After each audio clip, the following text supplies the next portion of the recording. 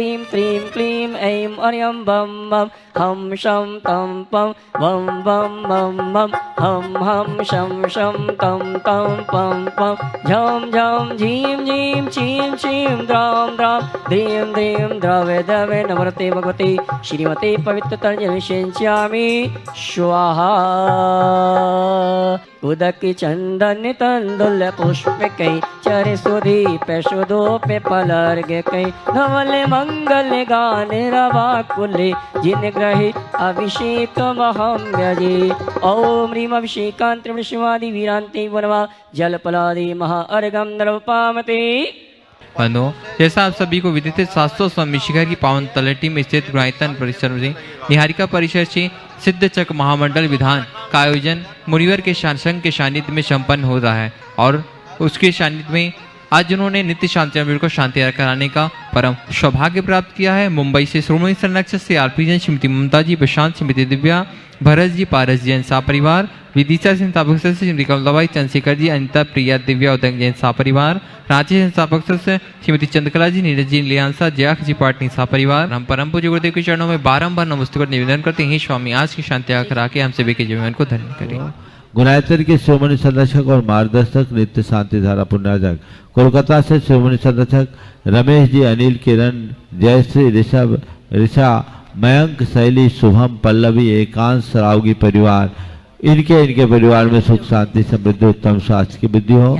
मुख्य मंडल पुण्यार्जक किशनगढ़ से श्रोमणी संरक्षक कंवरलाल जी, अशोक जी, सुशीला पाटनी, सुरेश जी, शांता, विमल, तारिका जी, विनीत, सुचि, विकास, श्रद्धा, विनय, ईशा, विवेक, ऋषभ आदि विमान, वान्या, अरहन पाटनी परिवार, आर के मार्बल्स, इनके परिवार में सुख शांति समृद्धि उत्तम स्वास्थ्य की वृद्धि हो। सीपी चंद्र प्रकाश जैन, उर्मिला जैन, चेपमन एनटीपीसी की शादी की सालगिरह के अवसर पर नोएडा, अच्छा एनटीपीसी के चेयरमैन, इनके परिवार में सुख शांति समृद्धि उत्तम स्वास्थ्य की वृद्धि। अखिलेश जी सदभैया, टीकमगढ़, नित्य शांति धारा पुण्यार्जक टीकमगढ़ से बाबूलाल जी सदभैया, अखिलेश, श्रीमती मीना, असीम, रिम्पी, अपूर, सृष्टि, प्रिया, सिद्धेश, अरु, दिविज, मेरू, अध्ययन सदभैया परिवार, इनके परिवार में सुख शांति समृद्धि उत्तम स्वास्थ्य की वृद्धि हो। अनिल, सावित्री, तड़ैया, निधि, रितेश, पारस, अभिषेक, श्री लखनऊ, सीए, प्रमोद, अरुणा, प्रियंक, प्रीतेश, तीर्थ जैन, इंदौर, इनके परिवार में सुख शांति समृद्धि उत्तम स्वास्थ्य की वृद्धि हो। अमिता, नितिन, कमानी एवं प्रतीक, महिता, कमानी परिवार, जैतपुर, इनके परिवार में सुख शांति समृद्धि उत्तम स्वास्थ्य की वृद्धि हो। गुणायतन के श्रोमणी संरक्षक प्रेमचंद जी, पदम कुमार, पारस, श्रीमती अनीता, श्रीमती रश्मि, पूनम, प्रिंसी जैन, बासा, ब्रह्मचारिणी सुनीता दीदी परिवार, इनके परिवार में सुख शांति समृद्धि उत्तम स्वास्थ्य की वृद्धि हो। प्रकाश, बबली, सागर, पंकज, शुभम, उर्मिला, नागपुर, मीनू, मिनी, आदित्य, सुप्रिया, पार्थ जैन, जबलपुर, इनके परिवार में सुख शांति समृद्धि उत्तम स्वास्थ्य की वृद्धि हो। मंडल नंबर 50 से अर्चित, सोनल, स्वर्गीय उपेंद्र कुमार, श्रीमती इंदु जैन परिवार, इनके परिवार में सुख शांति समृद्धि उत्तम स्वास्थ्य की वृद्धि हो। अनिल जैन, आदर्श जैन, सरिता जैन, समस्त नेहा परिवार, गुणायतन ट्रस्टी अमर पाटन, इनके परिवार में सुख शांति समृद्धि उत्तम स्वास्थ्य की वृद्धि हो। विनय कुमार मेहता, कर्नाटक, गुलबर्गा, इनके परिवार में सुख शांति समृद्धि उत्तम स्वास्थ्य की वृद्धि हो। विनय, करुणा, सम्यक, सोनल, नेहा, प्रवेश, निशांत, विन्नी जैन, दिल्ली, गुणायतन शिरोमणि संरक्षक, इनके परिवार में सुख शांति समृद्धि उत्तम स्वास्थ्य की वृद्धि हो। दिनेश, बैसाखिया, राजेंद्र, राकेश जैन, इनके सागर, इनके परिवार में सुख शांति समृद्धि उत्तम स्वास्थ्य की वृद्धि हो। गुणायतन के शिरोमणि संरक्षक परिवार से सबसे छोटे सदस्य एरिस जैन, सुपुत्र महक जैन, पौत्र डीसी जैन, ब्रह्मचारी डीसी जैन, जयपुर, इनके परिवार में सुख शांति समृद्धि उत्तम स्वास्थ्य की वृद्धि हो। समाधीश डॉक्टर नेमीचंद पाटनी की 5वीं पुण्यतिथि के अवसर पर श्रीमती पद्मा सुंदरी नेमीचंद पाटनी के जन्मदिवस के 3रे जन्मदिवस के उपलक्ष्य में बाल ब्रह्मचारी सुधा पाटनी दीदी जन्मदिवस पचौरा, संभाजी नगर, महाराष्ट्र, गुणायतन ट्रस्टी, इनके परिवार में सुख शांति समृद्धि उत्तम स्वास्थ्य की वृद्धि हो। अर्चित जैन, सोनम जैन, उपेंद्र जैन, इंदु जैन, सासनी, इनके परिवार में सुख शांति समृद्धि उत्तम स्वास्थ्य की वृद्धि हो। प्रमोद जैन, सकरार, अंश जैन, ललितपुर, इनके शीघ्र स्वास्थ्य की उपलब्धि की भावना से इनके इनके परिवार में सुख शांति समृद्धि उत्तम स्वास्थ्य की वृद्धि हो। आज की विशेष शांति धारा बेंगलोर से रजनीकांत जैन ज्योति जैन परिवार, मेरठ से श्रीमती शोभा रामचंद्र अभिजीत जैन परिवार, दिल्ली से श्रीचंद जैन धनवती जैन के 50वीं वर्षगांठ के अवसर पर इनके इनके परिवार में सुख शांति समृद्धि उत्तम स्वास्थ्य की वृद्धि हो। वैवाहिक वर्षगांठ पर अजमेर से प्रदीप कुमार सरस्वती पाटनी गुणायतन ट्रस्टी, आरसी मोक्ष पाटनी पर ऋषभ आरसी मोक्ष पाटनी परिवार, जरवल रोड बहराइच से श्रीचंद श्रीमती मंजू जैन, दिल्ली से सोनू श्रीमती स्वीटी जैन, आगरा से राजा बाबू मंजू जैन, पुणे से जितेंद्र केसरीमल सालगिया सरोज जितेंद्र सालगिया, बेंगलोर से कमल सिंह कांता भंसाली और सुजालपुर वाले परिवार, इंदौर से श्रीमती रेखा राजेंद्र दुहाड़िया, बेंगलुरु से विनय श्रीमती नीता जैन, आगरा से राजा बाबू मंजू जैन। इनके वैवाहिक वर्षगांठ के अवसर पर इनके इनके परिवार में सुख शांति समृद्धि उत्तम स्वास्थ्य की वृद्धि हो। जन्मदिवस के अवसर पर अहमदाबाद से पीएल जैन, गोरेगांव मुंबई से संपत राय लाजपत राय जैन, शहडोल से कुमारी अदिति जैन, महिसागर से संजय कुमार भूटा, गाजियाबाद से नीरज जैन, दिल्ली से प्रोफेसर शशि प्रभा जैन। इनके जन्मदिवस के अवसर पर इनके इनके परिवार में सुख शांति समृद्धि उत्तम स्वास्थ्य की वृद्धि हो। मिर्जापुर से आदित्य जैन, कोनी पाटन से कुमारी तनुश्री जैन, हावड़ा से श्रीमती इंदिरा जैन। इनके जीवन में सुख शांति समृद्धि हो, लक्ष्य की उपलब्धि हो। आज इनके स्वास्थ्य लाभ की विशेष भावना भाई गई है। जयपुर से श्री नरेंद्र गांधी, श्रीमती अचलेश संघी, बंदना संघी, कपिल कुमकुम संघी के शीघ्र स्वास्थ्य लाभ के लिए। देहरादून से श्रीमती कमलेश जैन, न्यूयॉर्क से श्रीमती विनीता पापड़ीवाल, ललितपुर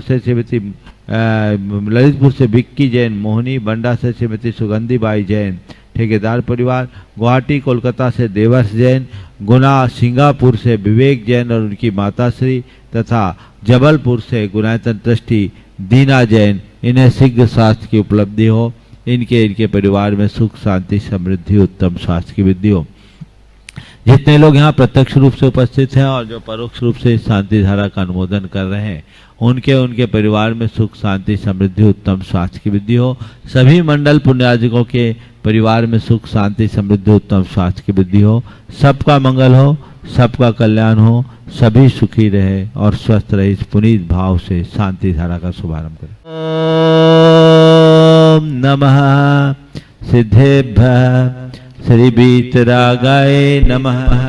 ओम ह्रीं नमो अरिहंतानम, नमो सिद्धानम, नमो आयरियानम, नमो वज्रायानम, नमो लोये सब्ब साहुनम। चत्तारि मंगलम हंता मंगलम सिद्धा मंगलम साहु मंगलम केली बनत्तो धम्म मंगलम। चत्तारि लोतमा हंता लोतमा सिद्धा लोतमा साहु लोतमा केली बनत्तो धम्म लोतमो।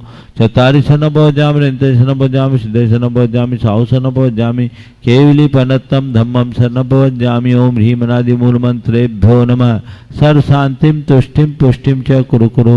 ओम नवरते भगवते प्रच्छिना से दोषकलमसाय दिव्य तेजो मूर्ते नमः। श्री शांतिनाथाय शांति कराय, सर्वविघ्न प्रणाशनाय, सर्वरोगाप मृत्यु विनाशनाय, सर्वपरिचितो विनाशनाय, सर्वक्षाम डावर विनाशनाय। ओम राम ह्रीं ह्रूम रौम र सियाउषा सर्व शांतिम तुष्टिम पुष्टिम च कुरु कुरु।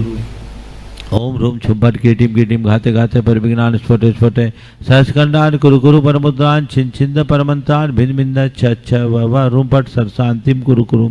ओम ह्रीं श्रीं क्लीं ऐं अरहम अशियावसा अनाद विद्याय नमोरियंतानो रोम सर शांतिम कुरु कुरु।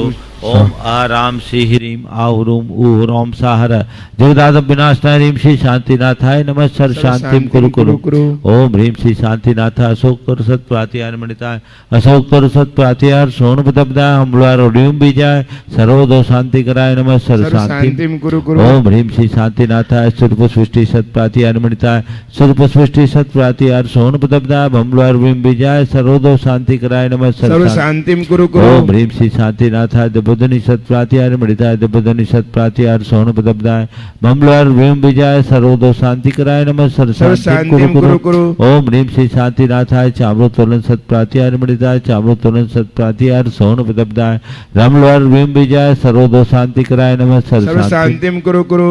ओम ह्रीं श्री शांतिनाथाय सिंहासन सत्प्रातिहार मणिताय सिंहासन सत्प्रातिहार सोन प्रदब्धाय कमलार भीम विजय सर्वदो शांति कराय नमः सर्व शांतिम कुरु ओम ह्रीं श्री शांतिनाथाय द्वंद्वी सत्प्रातिहार मणिताय द्वंद्वी सत्प्रातिहार सोन प्रदब्धाय कमलार भीम विजय सर्वदो शांति कराय नमः सर्व शांतिम कुरु ओम ह्रीं श्री शांतिनाथाय छत्त सत्प्रातिहार मणिताय छत्त सत्प्रातिहार सोन प्रदब्धाय खमलार भीम विजय सर्वदो शांति कराय नमः सर्व शांतिम कुरु ओम ह्रीं श्री शांतिनाथाय सिंहासन सत्प्रातिहार मणिताय सिंहासन सत्प्रातिहार सोन प्रदब्धाय कमलार भीम विजय सर्वदो शांति कराय नमः सर्व शांतिम कुरु ओम ह्रीं श्री शांतिनाथाय भामंडल सत्प्रातिहार मणिताय भामंडल सत्प्रातिहार सोन प्रदब्धाय झमलार भीम विजय सर्वदो शांति कराय नमः सर्व शांतिम कुरु ओम ह्रीं श्री शांतिनाथाय द्वंद्वी सत्प्रातिहार मणिताय द्वंद्वी सत्प्रातिहार सोन प्रदब्धाय रश्मलार भीम विजय सर्वदो शांति कराय नमः सर्व शांतिम कुरु ओम ह्रीं श्री शांतिनाथाय छत्त सत्प्रातिहार मणिताय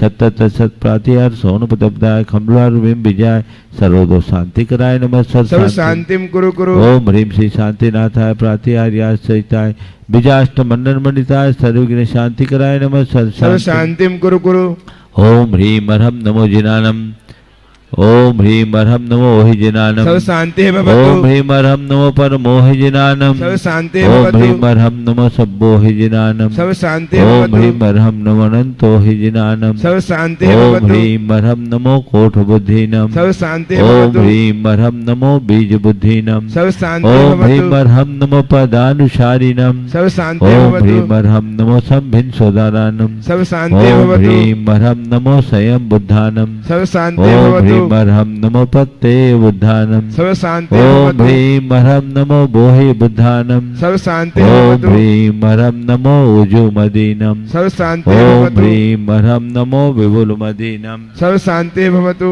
ओम ह्रीं मरहम नमो दश पुबीनम सर्व शांति ओम भवतु ह्रीं मरहम नमो चौदश पुबीनम सर्व शांति ओम भवतु ह्रीं मरहम नमो ठंग महानिमित्त कुशलानम सर्व शांति ओम भवतु ह्रीं मरहम नमो बनिधि पत्तानम सर्व शांति ओम ह्रीं भवतु मरहम नमो विद्याहरानम सर्व शांति ओम भवतु ह्रीं मरहम नमो चारणानम सर्व शांति भवतु ओम ह्रीं मरहम नमो पन्न समनानम सर्व शांति ओम भवतु ह्रीं मरहम नमो आकाशगामिनम सर्व शांति ओम भवतु ह्रीं मरहम नमो आश विशानम सर्व शांति ओम भवतु ह्रीं मरहम नमो डिठ विशानम सर्व शांति ओम भवतु ह्रीं मरहम नमो उग्गतवानम सर्व शांति ओम भवतु ह्रीं मरहम नमो दित्तवानम सर्व शांति भवतु ओम ह्रीं मरहम नमो तत्तवानम सर्व शांति ओम भवतु ह्रीं मरहम नमो महातवानम सर्व शांति ओम भवतु ह्रीं मरहम नमो घोरतवानम सर्व शांति ओम भवतु ह्रीं मरहम नमो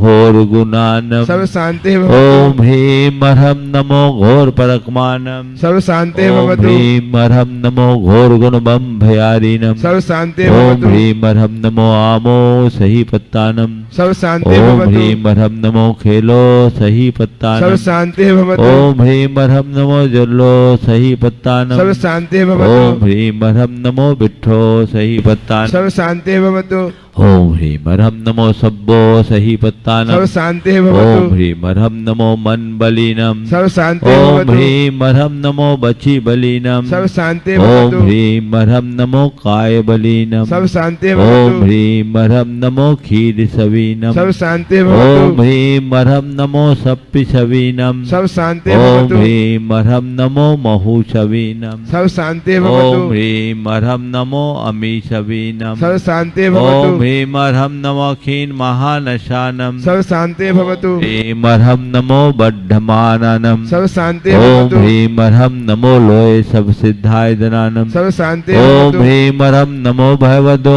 महदी महावीर बड्डमान बुद्धि ऋषिनम चेदी सर्व सर्व शांति शांति भवतु ओम नमो भगवतो बड्डमानस्य ऋषयस्य जलम तम गच्छै आयासम पायालम लोयानम भयानम जुया विवादिवा रनगनेवा थमनेवा मोहनेवा सब जीव सत्तानम पराजितो भवतु में रक्ष रक्ष स्वाहा श्री शांति रस्तु सदास्तु शिवमस्तु सदास्तु जयोस्तु सदास्तु नित्यमारोग्यमस्तु सदास्तु सर्वेषां तुष्टिरस्तु सदास्तु पुष्टिरस्तु सदास्तु समृद्धिरस्तु सदास्तु कल्याणमस्तु सदास्तु सुखमस्तु सदास्तु अभिवृद्धिरस्तु सदास्तु दीर्घायुरस्तु सदास्तु कुलगोत धनानि सदा सन्तु सदास्तु सद्धर्म श्री बलायुरारोग्यैश्वर्याभिवृद्धिरस्तु सदास्तु ओम ह्रीम अर्हम नमो संपूर्ण कल्याण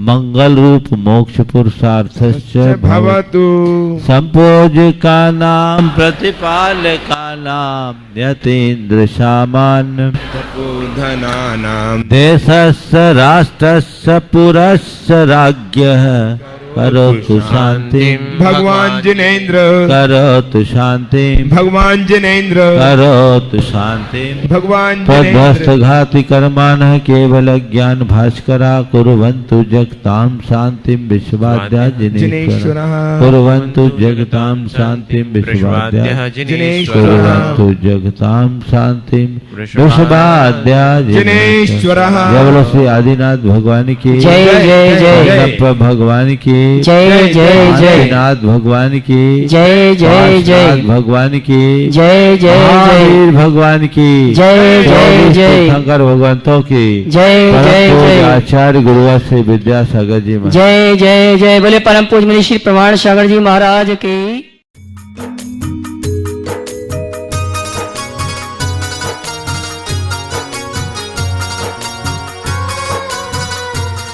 देवादिदेव 1008 श्री भगवान महावीर स्वामी की जय जय जय अहिंसा परमो धर्म की जय जय जय परम पूज्य आचार्य गुरुवर श्री विद्यासागर जी महाराज की जय जय जय परम पूज्य 108 मुनिवर श्री प्रमाण सागर जी महाराज की जय जय जय मोस्त गुरु जी। हर मनुष्य की प्रवृत्तियां हैं। प्रवृत्तियां 24 घंटे चलती है। प्रवृत्ति मतलब हमारी एक्टिविटी। कभी हम मन से करते हैं, कभी वचनों से करते हैं, तो कभी शरीर से करते हैं। किसी भी व्यक्ति के विषय में हम जब सोचते हैं तो हमें ये पता नहीं लगता कि उसके मन में क्या है, लेकिन उसके वाचिक और शारीरिक प्रवृत्तियों से हम उसके बारे में कुछ आकलन कर सकते हैं। उसका व्यवहार कैसा है, उसकी भाषा कैसी है, इसके बल पर हम उसकी भावना का कुछ अंशों में अनुमान लगा सकते हैं। मेरे बारे में दूसरा मेरी भाषा और व्यवहार के बल पर जानेगा,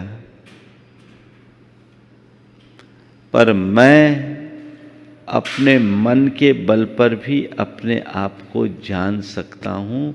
मैं कहाँ हूँ इसका अंदाज मुझे मेरी मानसिकता से लगेगा। मेरा मन कैसा है इसके आधार पर मैं अपने स्तर को माप सकता हूँ। वचन और काय की जो प्रवृत्ति है वो बाहर दिखती है, मन अंतर्गत होता है। और इस मन वचन काय की प्रवृत्ति के पीछे कारक और है। जैन मनोविज्ञान में बहुत सूक्ष्मतम विश्लेषण है हमारे मन का। हम जो प्रवृत्ति कर रहे हैं, इस प्रवृत्ति के पीछे कोई और फोर्स है जो दिखता नहीं है। चाहे वो शरीर की प्रवृत्ति हो, चाहे वचनों की प्रवृत्ति हो, चाहे ये बाहर दिखने वाले मन की प्रवृत्ति हो, ये प्रवृत्ति कहीं से प्रेरित है और उसको मापने की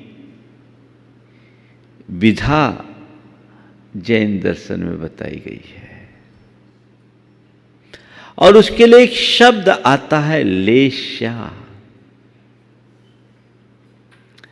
लेशा मतलब हम अपनी प्रवृत्तियों को कैसे समझे। हमारे यहां कहा गया कर्म बंध का मूल कारण लेशा है।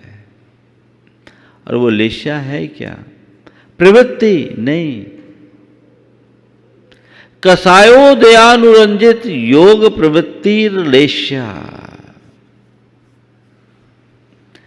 कषायों से रंगी हुई प्रवृत्ति का नाम लेशा है। मतलब हमारी प्रवृत्ति एक और है और उस प्रवृत्ति को रंग देने वाला कुछ और है, वो हमारा संस्कार है, जो कभी मिथ्यात्व से प्रेरित होता है, कभी कषाय से प्रेरित होता है। शास्त्रों में मिथ्यात्व, अवृत्ति, प्रमाद, कषाय और योग सबको जोड़ा है। मैं अभी संक्षेप में कहता हूं, हमारी प्रवृत्ति है और उस प्रवृत्ति के पीछे कुछ है। इसे लेशा कहा गया है और एक प्रकार के रंग की तरह इन्हें बताया गया है। एक रंग जो बाहर दिखता है और एक रंग जो हमारे अंतरंग में चढ़ा है। बाहर का ये रंग हमें, आपको, सबको दिखता है। हर वस्तु का अपना कोई ना कोई रंग है। ऐसे ही हमारे भावों का भी रंग है, कषायों का भी रंग है। किस स्तर के भाव हैं उसके अनुरूप उसका रंग। तो कषायों से रंगी हुई प्रवृत्ति, बात को थोड़ा ठीक से समझने की कोशिश कीजिएगा। प्रवृत्ति है और किससे रंगी है? कषाय से, यानी हमारे पास रंग है अंदर। वो कैसा रंग है? कषाय का रंग है। और रंग जितना गाढ़ा होगा हमारी प्रवृत्ति में उसका प्रभाव भी उतना प्रगाढ़ दिखेगा। जैसा रंग होगा वैसी झलक दिखेगी। तो कषायों का रंग हमारे अंतरंग में है। 4 शब्दों की चर्चा करूंगा। अंतरंग, रंग, तरंग और ढंग। अंतरंग, रंग, तरंग और ढंग। हमारे अंतरंग में, यानी हमारी अंतरात्मा में, जो है निष्कलुष, पवित्र, शुद्ध, विशुद्ध, लेकिन अनादि के संस्कारों के कारण कषायों का रंग घुल गया है। वो रंग घुला हुआ अंदर भरा पड़ा है।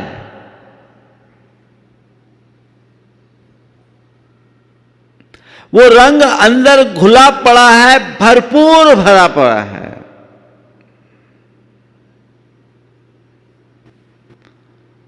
उस रंग की तरंग उठती है तो हमारी प्रवृत्तियों का ढंग बदल जाता है। बात को ठीक तरीके से समझिए। थोड़ी गहरी है लेकिन बहुत व्यवहारिक है और मूल में हम जाएंगे तो अपने जीवन में बहुत बड़ा बदलाव घटित कर सकते हैं। अंतरंग हमारी अंतरात्मा है जो शुद्ध है, विशुद्ध है। उसमें घुला हुआ है रंग, जो हमारे विकारों का है, जो हमारे दोषों का है, जो हमारे दुर्बलताओं का है। अगर शब्द शास्त्र की भाषा में हम कहें तो कषायों का है। ये रंग चढ़ा हुआ है, घुला हुआ है।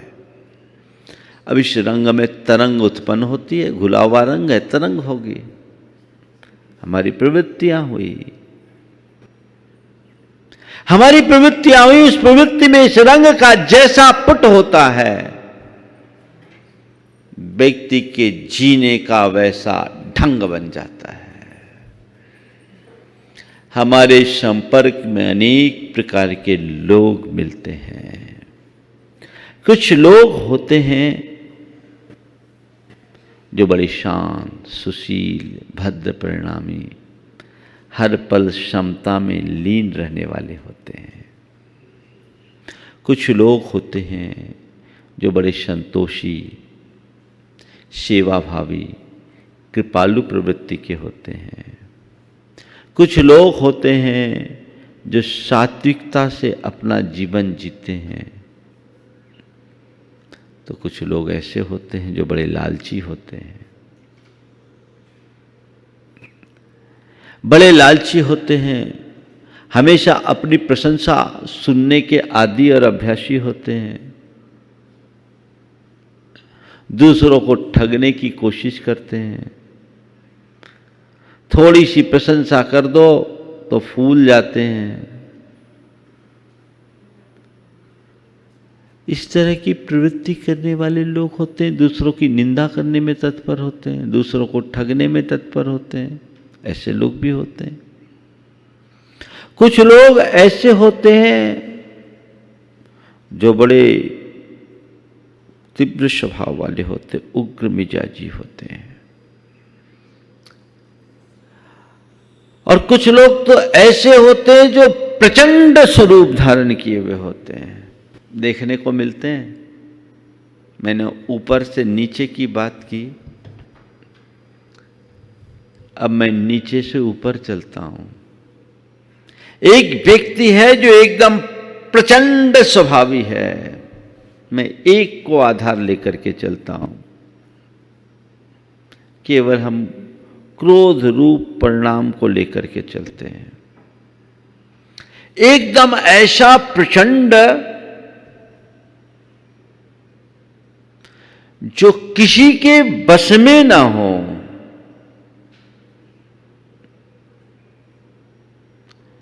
दूसरी अवस्था प्रचंड है, बैर बांध लेता है। तीसरी अवस्था प्रचंड है पर समझाने से मान जाता है। चौथी अवस्था क्रोध आया, समझने पर पश्चाताप करता है। पांचवी अवस्था क्रोध आने के बाद क्षमा मांगता है।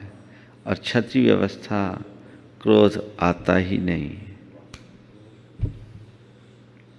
उत्तरोत्तर ये 6 अवस्थाएं हैं। शास्त्रों में आपने लेशाओं के बारे में बहुत कुछ पढ़ा और सुना है। मैं कुछ ऐसी बातें करूंगा जो हमारे जीवन में घटी है। 6 अलग अलग परिणति। ये 6 व्यक्तियों की परिणति है ना, जो उनके अंदर के कषायिकता को दर्शाती है। लेकिन अपने अंतर मन में झांक कर देखें, हमारे अंदर सुबह से शाम तक न जाने कितने रंग बदल जाते हैं। इस धरती पर एक प्राणी ऐसा है जो अपना रंग बदलता है, उसे गिरगिट कहा जाता है ना। गिरगिट एक ऐसा प्राणी है जो अपना रंग बदलता है। प्रकृति ने उसे रंग बदलने का गुण दिया है।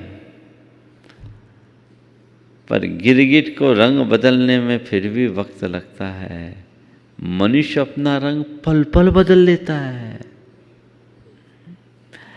अंतर यह है कि गिरगिट का बदला हुआ रंग दिख जाता है, मनुष्य का बदला हुआ रंग देखने में कम आता है। ये जो रंग हमारा पल पल बदल रहा है, ये लेशा का परिवर्तन है। हमारी भाव दशा के उतार चढ़ाव को दर्शा रहा है। मेरी भाव दशा में कहां गिरावट है, ये मुझे देखना है। आज से जिनकी बात मैं आप सबसे करने जा रहा हूं, ये लगातार लंबे समय तक चलेगी, लेकिन इनके आधार पर कुछ बातें हम समझ लें तो अपने जीवन में व्यापक बदलाव घटित कर सकते हैं। कभी आपने ये महसूस किया कि सुबह से सोने तक में मेरे कितने रंग होते हैं? कभी बड़े शांत होते हैं, कभी प्रसन्न दिखाई पड़ते हैं, कभी आपके मन में आता है कि मैं औरों के लिए कुछ करूं, कभी केवल अपने स्वार्थ की बात आती है, कभी अपने स्वार्थ के आड़ में दूसरों के हितों को बाधित करने की बात आती है, और कभी कभी ऐसी स्थिति बन जाती है कि सर्वनाश के लिए भी मन तैयार हो जाता है। ये पल पल होने वाला परिवर्तन कभी हम समझने की कोशिश करते हैं। मेरे भावों और विचारों में क्या है, कभी हम सोचते हैं? जब हम इस पर अपनी नजर रखना शुरू करेंगे तब हमारा जीवन बदलेगा। कल मैं सोच रहा था कि लेशा शब्द का प्रयोग जैन आगम में किया, इसकी विवेचना की गई। आखिर इसकी जरूरत क्या थी? जब मनुष्यों में और त्रियंचों में, पशु पक्षियों में अंतर मुहूर्त में लेशा बदलती है। देवों और नारकियों की लेशा जीवन पर्यंत एक सी रहती है, उसी में थोड़ा बहुत अंतर होता है, बदलती नहीं। तो इस लेशा को निरूपित करने की आवश्यकता क्या है? तो मुझे एक बात समझ में आई कि ये हमें हमारी साधना को बढ़ाने का बड़ा सबल निमित्त है। तुम्हें अपने अंतरंग को उज्जवल करना है तो अंदर के रंग को कम करो, उसका प्रभाव कम करो, और रंग कम होगा उसकी पहचान कैसे करेंगे? मेरे अंदर की कषायों का स्तर क्या है, इसको हम कैसे जानेंगे? तो कहते हैं हर पल अपनी लेशा का ध्यान धरो। अलग अलग लेशा वाले जीवों के अलग अलग जाति के परिणाम बताएं। उन परिणामों को देखो और समझ लो अंदर अभी कौन से रंग की तरंग आ रही है। उसे शांत करना है, उसे साफ करना है, तो पहले रंग को पतला करो, उसे डाइल्यूट करो, धीरे धीरे धीरे धीरे धीरे धीरे। तो गाढ़े रंग को पतला करने का उपाय क्या होता है? गाढ़ा रंग होता है, उसको डाइल्यूट करने के लिए क्या करते हैं? पानी मिलाते जाओ, पानी मिलाते जाओ, मिलाते जाओ, मिलाते जाओ, मिलाते जाओ। धीरे धीरे धीरे धीरे जब पानी की मात्रा बढ़ जाएगी तो रंग का पता ही नहीं चलेगा। तुम्हारे अंदर जो कषाय का रंग चढ़ा हुआ है, ज्ञान का पानी डालते जाओ, भावना का पानी डालते जाओ, ज्ञान और भावना का पानी उसमें निरंतर डालते जाओ, डालते जाओ, डालते जाओ, डालते जाओ, तब तक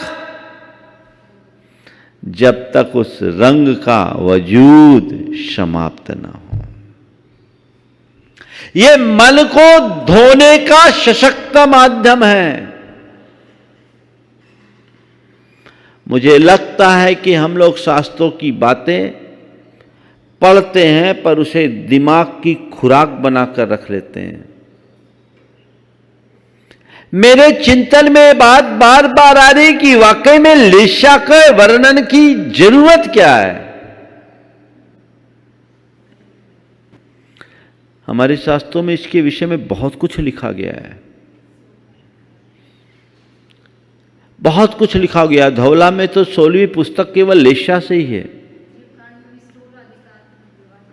बहुत विस्तार से वर्णन। और हमारे यहां आयु कर्म के बंध के संदर्भ में लेस्या का बहुत बड़ा विवेचन। तो मुझे लगता है कि अपने अंतरंग परिणामों को मापने में सबसे ज्यादा मददगार ये लेस्या है। तो हम एक चार्ट बना के रखें, इस रूप के भावों से ये लेस्या, इस रूप के भावों में ये लेस्या, इस रूप के भावों में ये लेस्या, इस रूप के भावों में ये लेस्या। जैन जगत में एक बहुत सुंदर उदाहरण मिलता है। मैं आम जनों को पूरी तरह याद हो जाए इसलिए उसका उल्लेख करते हुए अपनी बात को आगे बढ़ा रहा हूं कि लेस्या क्या है। शास्त्र में कृष्ण, नील, कापोत, पीत, पद्म, शुक्ल, ये 6 लेस्या है। कृष्ण यानी काला, डार्क। नील, उसकी अपेक्षा उसमें डार्कनेस कम है। और कापोत, कबूतर के जैसा रंग, स्लेटी कलर, अपेक्षाकृत इसका डार्कनेस कम है। ये तीनों अशुभ लेस्याएं हैं जिनकी रंग अच्छी नहीं दिखती। इसके बाद है पीत, पद्म और शुक्ल। पीत रंग बहुत उत्तम होता है, हमें अच्छी प्रेरणा देता है। पद्म कमल की तरह, जो पूरी तरह सफेद तो नहीं है, हल्का पीताभ है। और शुक्ल एकदम हंस की तरह धवल। ये जो रंग है, इन रंगों के भांति हमारे अंतरंग के परिणाम होते हैं। अलग अलग लेस्या जैसे बताई वैसी भाव दशा। उस भाव दशा से प्रेरित जीवों की प्रवृत्ति को मापने के लिए आपने जैन मंदिरों में एक चित्र देखा होगा। एक पेड़ है, आम का पेड़। उसमें एक व्यक्ति उसकी जड़ में, मूल तने के मूल में कुल्हाड़ी मार रहा है। दूसरा व्यक्ति है जो उसकी डालियों पर प्रहार कर रहा है। तीसरा व्यक्ति है जो उसकी टहनियों को तोड़ रहा है, गुच्छों को तोड़ रहा है। चौथा व्यक्ति है, तीसरा व्यक्ति है जो टहनियों को तोड़ रहा है। चौथा व्यक्ति है जो गुच्छों को तोड़ रहा है। पांचवा व्यक्ति है जो गुच्छों में से पके पके आम को तोड़ रहा है। और छठवां व्यक्ति है जो जमीन में गिरे हुए आम को बिन रहा है। ये 6 व्यक्ति अलग अलग लेस्या की मानसिकता को दर्शाते हैं। ये समझे कि 6 व्यक्ति वन में चले, उन्हें भूख लगी, खाने को कुछ नहीं था, आम से लदा हुआ पेड़ देखा, पहले ने बोला वाला आम खाना है, पेड़ ही गिरा दो, छक्कर आम खाएंगे। दूसरा कहता है भैया इतनी मेहनत की जरूरत नहीं, इतना आम खाने की, इतने पेड़ को नष्ट करने की जरूरत नहीं, एक डाल गिरा देते काम हो जाएगा। खाने वाले हम 6, इतनी डाल गिरा के क्या करोगे? मैं एक छोटी सी शाखा गिराता हूँ, एक टहनी गिराता हूँ, बहुत आम लगे हैं, जी भर के खाएंगे। तो चौथा कहता भैया इतनी शाखा, इतनी सी टहनी को गिराने से भी कोई फायदा नहीं, 2-4 गुच्छे गिरा दे, हमारा काम हो जाएगा। पांचवा कह रहा भाई गुच्छे गिरा के क्या फायदा, पके पके आम तोड़ो ना, खट्टे आम तो हम ऐसे ही फेंक देंगे। केवल पके पके आम से अपना काम चला लो, हमारा काम हो जाएगा। पर छठा कहता है कि भाई इतनी मशक्कत की कोई जरूरत नहीं है,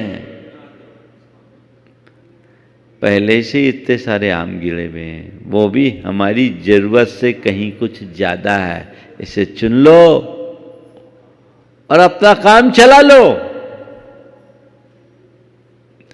इन 6 लोगों की मानसिकता के अनुरूप ही लेशा के परिणाम हैं।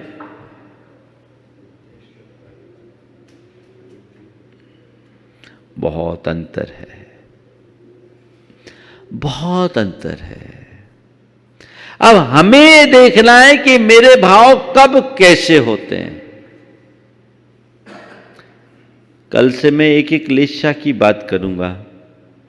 आज 6 लेशा मनुष्य के जीवन में घटाता हूं। किस तरह के लोग होते, धर्म से जोड़ के करता हूं। एक व्यक्ति है जो न धर्म करता है न करने देता है, दुराग्रही, न खुद करे न कोई को करने दे। क्या बोलेंगे इसको? न मन से करे, न वचनों से करे, न शरीर से करे। उसका अपना प्रबल दुराग्रह है। और करे नहीं ये तक तो ठीक, करने भी न दे। जैसा मैं चाह रहा हूं वैसा ही हो, यह मनस्थिति कई बार होती है। बहुत लोगों के साथ ऐसा हो जाता है। ये कौन से लेवल की बात हुई? न किया न करने दिया। ये है कृष्ण लेशा का परिणाम। न मन से, न वचन से, न शरीर से, कोई को कुछ नहीं करने देंगे। देखिए, मन में तो मैंने सोच लिया मैंने धर्म करूंगा, ना करने दूंगा। वचनों से मैंने निषेध कर दिया, यहां कोई किया तो मजाल नहीं उसकी कर सके। अगर करने के लिए आया, हमने आगे आकर रोक भी दिया उसको। ये एक परिणाम है। दूसरे लेवल का है, मैं नहीं करूंगा। दूसरों को रोका नहीं, पर मैं नहीं करूंगा। जिसको करना है वो करे। बहुत सारे लोग होते हैं ऐसे जो खुद मंदिर नहीं आएंगे, अपनी धर्मपत्नी को या माताजी को मंदिर छोड़ने आ जाएंगे, मंदिर तक छोड़ देंगे, और जब तक वो घंटे भर तक पूजा कर रही है तब तक चाय की दुकान में खड़े होकर गप्पे ठोकते रहेंगे, लेकिन मंदिर आने की जहमत नहीं उठाएंगे। दूसरे लेवल के व्यक्ति हैं ये। करने देता है पर करता नहीं, मुझे नहीं करना है तो अज्ञानी न। पर पहले की अपेक्षा थोड़ा ठीक है, पहले की अपेक्षा ठीक है। तीसरा इससे आगे है, करता है पर अविवेक से। कर तो रहा है लेकिन विवेक के बिना, उसने वस्तु के स्वरूप को जाना नहीं, अविवेक से अंधानुकरण करके, अंधविश्वासों से भरकर, भय और लोभ से प्रेरित होकर, समाज की प्रतिष्ठा को दिखाने के उद्देश्य से कर रहा है धर्म, पर परिणाम है बिल्कुल अलग। अविवेक से उसके स्वरूप को नहीं जान रहा है, उसमें कुछ भी है, गलतियां भी कर रहा है, दोष भी लगा रहा है, सामायिक कर रहा है,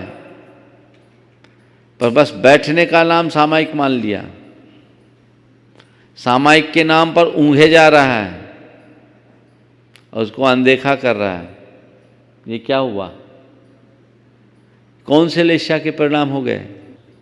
कर रहा है पूजा पाठ, भक्ति, व्रत, नियम, त्याग, तपस्या, संयम सब, लेकिन विवेक बुद्धि का अभाव, विवेक बुद्धि का अभाव, ये एक परिणाम। चौथे लेवल का इससे आगे, कर रहा है, ज्ञानपूर्वक कर रहा है, पर क्वचित कदाचित दोष लगने पर पश्चाताप हो रहा है, समझ के साथ कर रहा है, जागरूकता के साथ कर रहा है, दोष लगने पर पश्चाताप कर रहा है, प्रायश्चित कर रहा है। ये चौथे स्तर के परिणाम है। नहीं, मैं अपने व्रत को, मैं अपने नियम को, मैं अपने पूजा पाठ को, मैं अपने धार्मिक कर्तव्यों को अपने आत्महित के लिए कर रहा हूं, अपने अंतरंग की शुद्धि के लिए कर रहा हूं, और इसमें मुझे पूर्ण तत्परता रखनी है। पर क्वचित कदाचित दोष लगता है तो मन कचोटता है, अरे मैंने गलत कर दिया।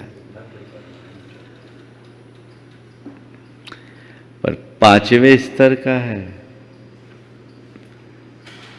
अगर कुछ हुआ दोष लगने ही नहीं देना है,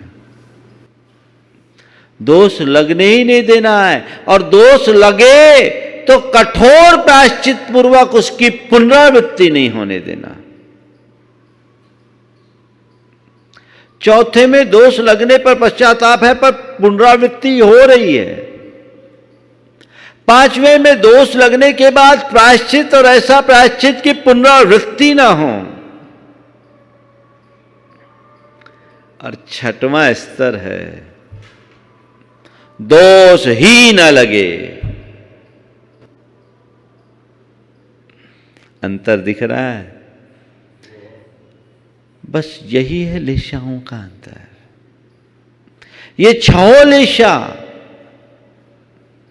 हर मनुष्य के जीवन में आती है, लेकिन तीन अशुभ लेशा असंयमियों को होती है। संयमियों को तीन शुभ लेशा होती है। वो किसी भी स्तर पर अपने परिणाम को नीचे गिरने नहीं देते हैं। क्वचित कदाचित निमित्त पाकर अशुभ लेशा आ जाए तो उससे बाहर निकलो।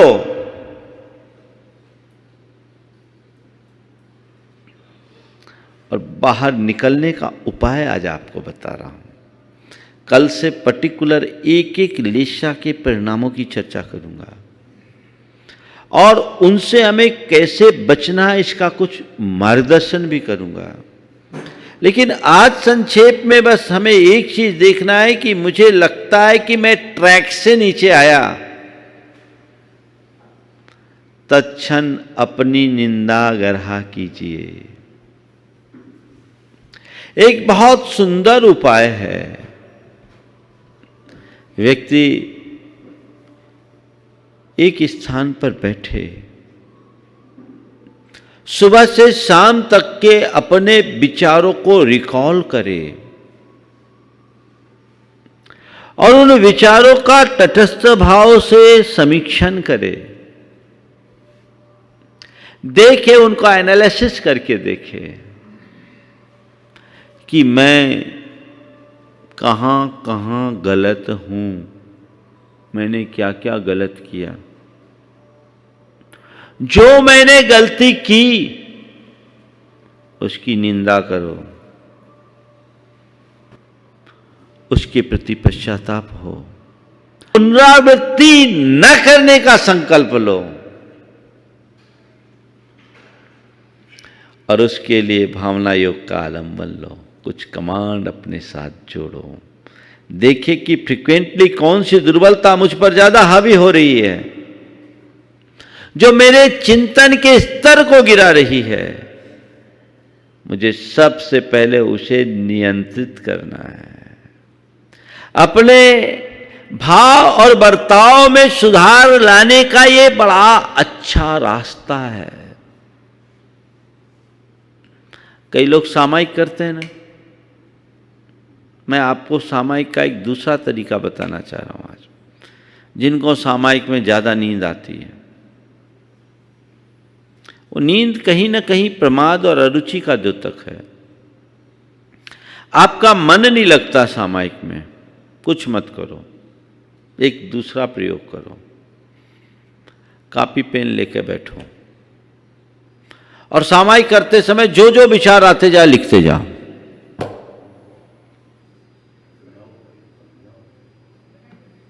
जो मन में आए सब लिखो।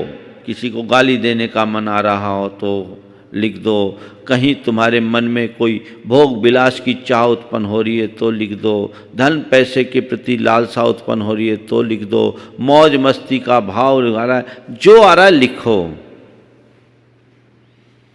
ये तुम्हारे अंतरंग का चिट्ठा बनेगा, कच्चा चिट्ठा। दूसरों को मत देना लेकिन खतरा हो जाए। ये तुम्हारा कच्चा चिट्ठा है और इसकी आप समीक्षा कीजिए और अपने इन दुर्विचारों की निंदा कीजिए। मन ही मन संकल्प लीजिए कि मुझे अपने इन दोषों को, इन दुर्बलताओं में जो उसमें प्रमुखता से है, उनको अंडरलाइन करो कि प्रथम चरण में मुझे इसे समाप्त करना है और उसे अपनी साधना का हिस्सा बनाइए। उसके लिए भावना योग में विशेष कमांड दीजिए तो बदलाव आएगा। बंधुओं, एक बात मैं आप सबसे कहना चाहता हूं, साधना केवल भेष बदलने का नाम नहीं है। साधना जीवन के रूपांतरण के अभ्यास का नाम है जो सतत होना चाहिए। हम लोगों में एक कमी दिखती है। लोग साधक का बाना तो पहन लेते हैं लेकिन साधना की शुरुआत नहीं कर पाते।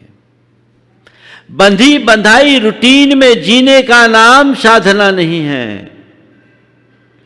अपनी वृत्तियों और प्रवृत्तियों में बदलाव घटित करने का नाम साधना है। वो घटना चाहिए। हर धर्मी के जीवन में ये बातें आना चाहिए। अंतरंग की तरफ आप सजग हो जाओ, सावचेत हो जाओ तो बहुत बड़ा बदलाव घटित कर सकते हो। तो मैंने आज 4 बातें की। अंतरंग, रंग, तरंग और ढंग। ढंग दिखता है,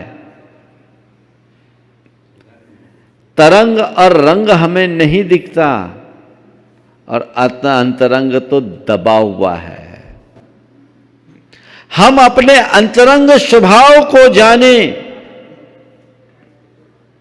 उस पे लगे रंग को साफ करने का संकल्प ले, तो हमारी प्रवृत्ति की तरंग बदलेगी, जीवन का ढंग बदलेगा।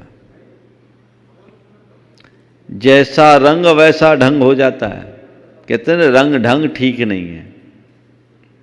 तो अपने अंतरंग को पहचाने, आत्मा के स्वभाव का आश्रय ले। जब बार बार ये बात दोहराई जाती है कि मैं शुद्ध आत्मा हूं, मैं पवित्र आत्मा हूं, वह केवल इसलिए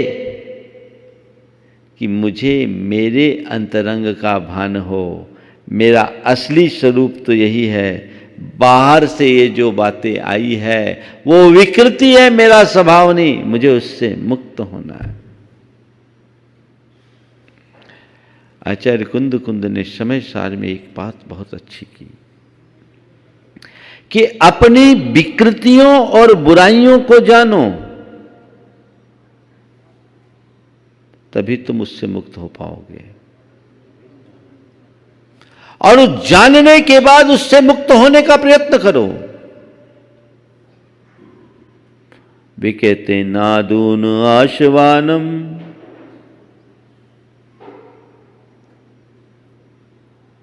अधुमनिचम,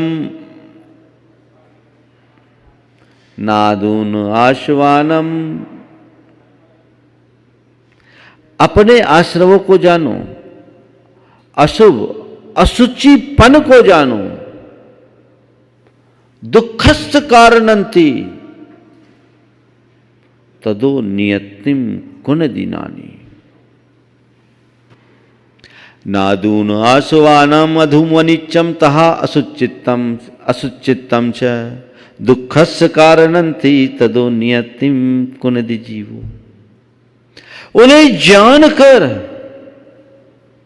अशुभ अनित्य और असुचि जानकर, उसे दुख का कारण जानकर उससे निर्वृत्त हो, तो मुझे अपने भाव स्थिति का आकलन करना चाहिए। हर पल मुझे देखना चाहिए। चेहरे का रंग तो हर पल देखते हो, चेतना के रंग को देखने की कोशिश करो। जो कितना बदरंग हो गया है उसे सुधारना होगा, और उसे सुधारने के लिए हमें खुद प्रयत्नशील होना होगा।